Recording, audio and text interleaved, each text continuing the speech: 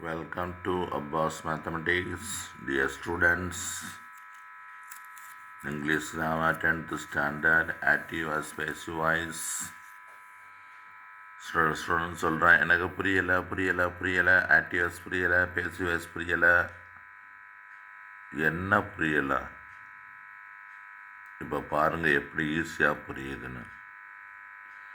S students, tense and voice. டென்ஸை தான் active voice சொல்கிறது, பேசிவ் வாய்ஸ் தான் பேசிவ் வாய்ஸ்ன்னு சொல்லணும். இது பாருங்கள், ஒன்றுமே இல்லை, ரொம்ப சிம்பிள். நான் சொல்கிறத கவனிச்சுக்கோங்க.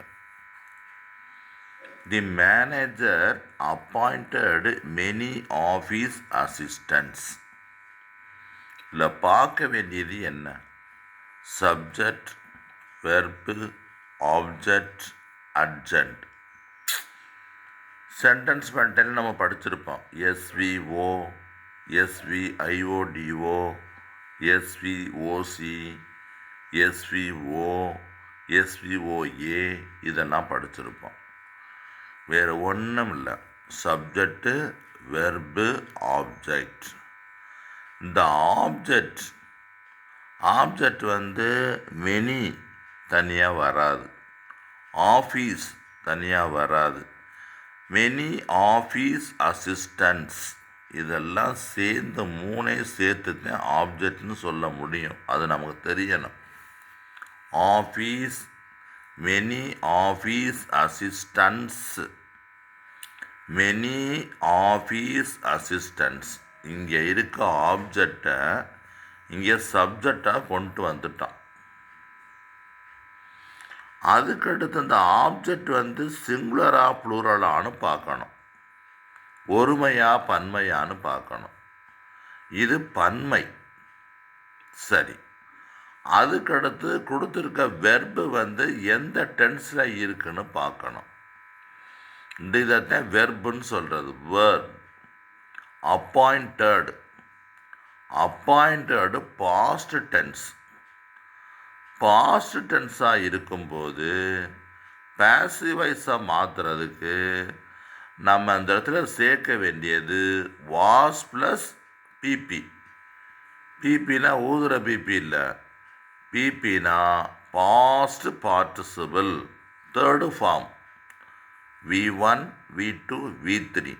Go, went, gone. appointed.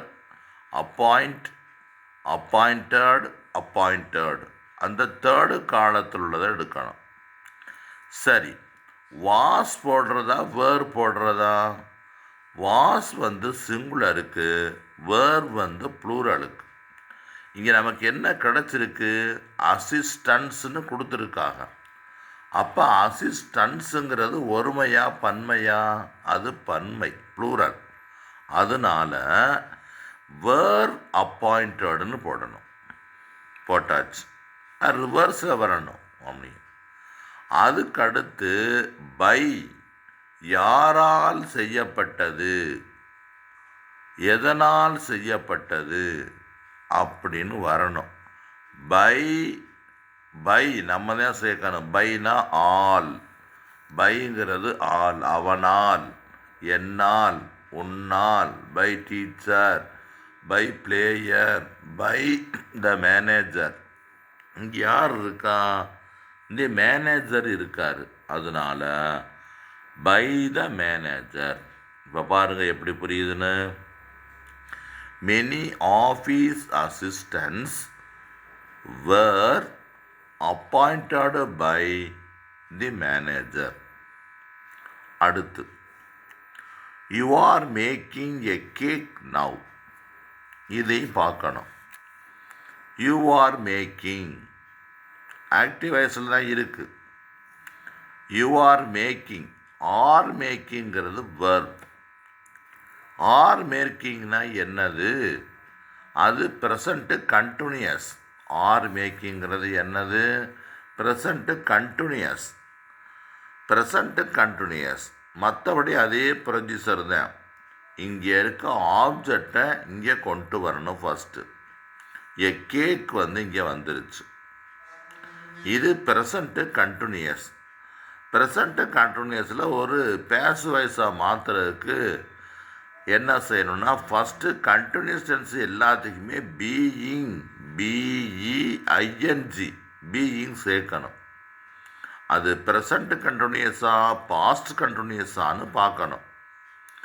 அதில் ப்ரெசண்ட் கண்டினியூஸ் பாஸ்ட் கண்டினியூஸ்ன்னு தெரிஞ்சுட்டு அதில் ஒருமை இருக்கா பன்மை இருக்கான்னு பார்க்கணும்.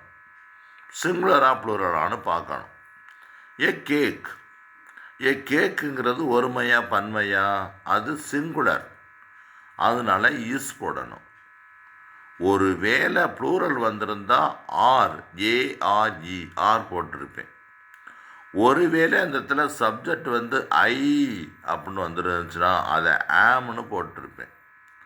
அதனால் ஈஸ் பீயிங் என்னது இது மேடு, மேக்கிங்கிறது இது அந்த பிபினா past participle, third form V3 make made made. அதனால் a cake is being made, அதுக்கடுத்து பை சேர்க்கணும். பை யாரால் செய்யப்பட்டது? By you. இந்த நவ் போடலாம், போடாமல் இருக்கலாம், அவ்வளவுதான். அதுக்கடுத்து